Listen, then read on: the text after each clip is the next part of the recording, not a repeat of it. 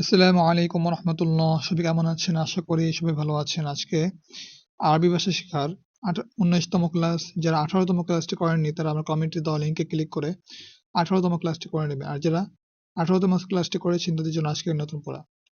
বিসমিল্লাহির রহমানির রহিম। দেখেন, আমরা গতকালকে এই পড়াগুলো পড়েছি, এই বাক্যগুলো আরবিতে অনুবাদ করেছি, আরবি থেকে বাংলাতে অনুবাদ করেছি।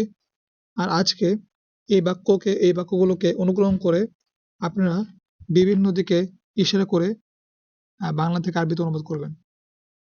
যেমন আপনার সামনে দূরে দূরে যদি একটি ছোট খাট থাকে তাহলে বলবেন যালিকা সারিরুন সগীরুন।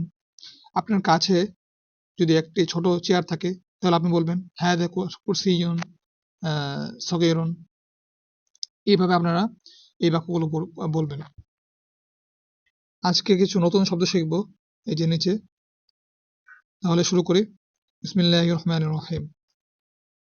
তিলমিযুন একজন ছাত্র, মুআল্লিমুন একজন শিক্ষক, ওয়ালাদুন একজন ছেলে, তিফলুন তিফলাতুন একটি শিশু, তিলমিদাতুন